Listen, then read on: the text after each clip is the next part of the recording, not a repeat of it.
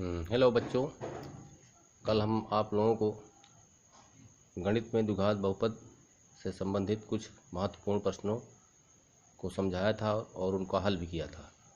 आज भी इस वीडियो में भी हम आपको द्विघात बहुपद के कुछ महत्वपूर्ण प्रश्नों को हल करने जा रहे हैं, जिनमें शून्यकों तथा उनके गुणांकों के मध्य जो संबंध होता है इस प्रकार के प्रश्नों को हम हल करने चल रहे हैं। जैसे पहला प्रश्न है, द्विघात बहुपद f(x = 3x² - x - 4 के शून्य ज्ञात कीजिए। शून्यकों तथा गुणांकों के बीच के संबंध का सत्यापन करिए। तो बहुपद हमें ये दिया गया है f(x = 3x² - x - 4। ये बहुपद है। किसी बहुपद को हम मतलब f(x) से व्यक्त करते हैं। f(x) क्या है? इसको हम जो है x में फंक्शन कहते हैं। ये फंक्शन ऑफ x। तो फंक्शन हमारा है, फलन है 3x² - 4x + 3x - 4। ठीक है ना। अब इसको गुणनखंड मेथड से हम हल कर रहे हैं। जैसे 4 × 3 = 12, 12 का गुणनखंड करेंगे तो भी हमें मिलेगा 4 - 3, 4 और 3 से हमें -1x प्राप्त करना है, तो ये -4x + 3x है। ठीक है ना। ये जो 3 पद था, 3 पद बदल गया 4 पद में। 1 पद, 2 पद, 3 पद और 4 पद। दो पदों का पेयरिंग करते हैं, जोड़ा बनाते हैं। प्रथम पद में हम कॉमन लिए हैं x, तो बचा ये 3x - 4। ठीक। इस दूसरे पद में कॉमन ले लिया गया है 1, तो 3x - 4। जो ब्रैकेट यहाँ है वही ब्रैकेट यहाँ ही मिला। अब 3x - 4 के ब्रैकेट को हम ऐसे उठा करके रख ले रहे हैं, तो जो बच रहा है वह है x + 1 बचा। ठीक है। अब जब 3x - 4 = 0, तो x का मान हमें 4/3 मिलेगा, और जब x + 1 = 0, तो x का मान हमें, इसको इस तरह पक्षांतर कर देंगे तो -1 मिलेगा। ठीक। तो शून्य किसके कौन कौन से मिले? 4/3 और -1। अब माना शून्यक अल्फा बीटा है, तो शून्यकों का योग का सूत्र तुम लोग जानते हो, -b/a होता है। -b/a। क्वेश्चन में b का मान यहाँ -1 है, क्योंकि x का गुणांक -1 है, और a है x² का गुणांक, जो कि हमारे प्रश्न में 3 है। तो -b/a का मतलब हुआ -1/3, माइनस प्लस हो जाएगा 1/3। और शून्यकों का योग आप उस तरह से निकालिए जो आपने शून्यक निकाला है हल करके। तो शून्यकों को जो हल किया है आपने, वो शून्यक मिले हैं 4/3 और -1। तो इनको जब जोड़ेंगे तो 4/3 - 1 = 1/3 मिला। ठीक है ना। तो इस तरह से भी हम इसका योगफल 1/3 पाते हैं, और सूत्र के द्वारा भी 1/3 पाते हैं। ठीक। उसी तरह से गुणनफल में देखिए, शून्यकों का गुणनफल का सूत्र होता है अल्फा × बीटा = c/a।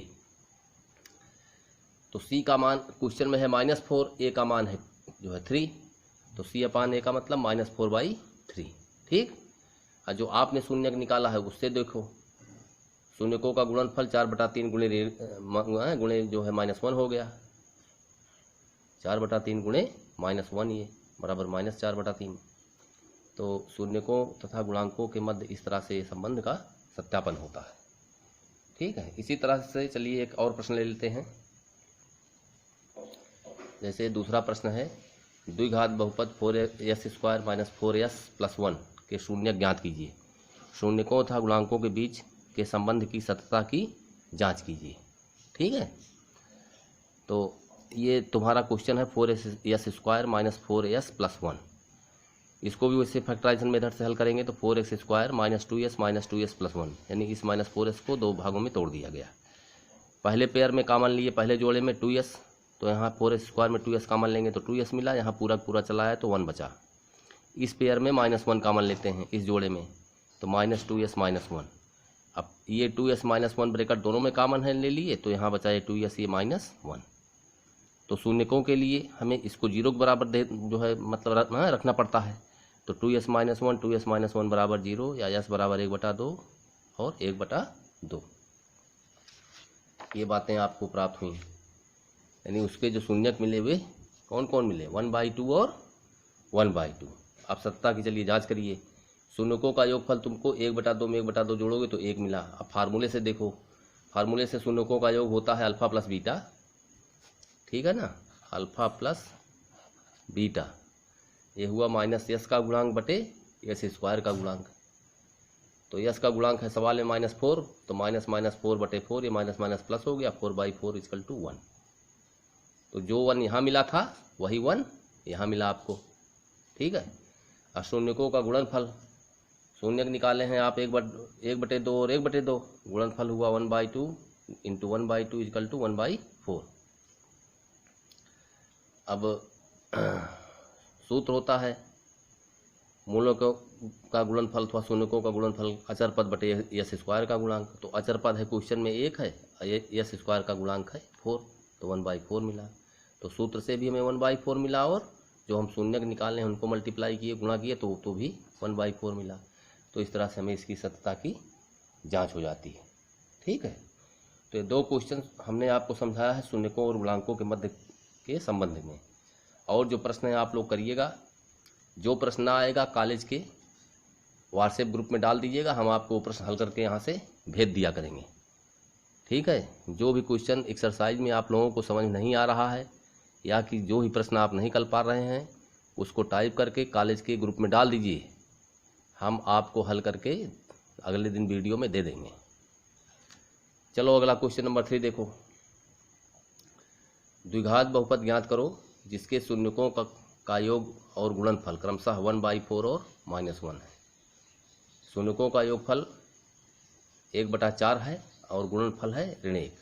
ठीक, तो द्विघात बहुपद मान लिया ax² + bx + c है। क्योंकि हमें द्विघात बहुपद ही निकालना है, तो पहले मानेंगे कि जो हमारा बहुपद है वह ax² + bx + c, इसी बहुपद को हमें प्राप्त करना है। यह बहुपद कैसे प्राप्त होगा? जब a का मान, b का मान और c का मान हमें प्राप्त हो जाएगा, तो यहाँ पर उन संख्याओं को रख देंगे तो हमें द्विघात बहुपद मिल जाएगा। अब a, b और c के मानों को ज्ञात करने के लिए हम इस तरह से हल करते हैं। शून्यकों का योग अल्फा प्लस बीटा बराबर क्या होता है?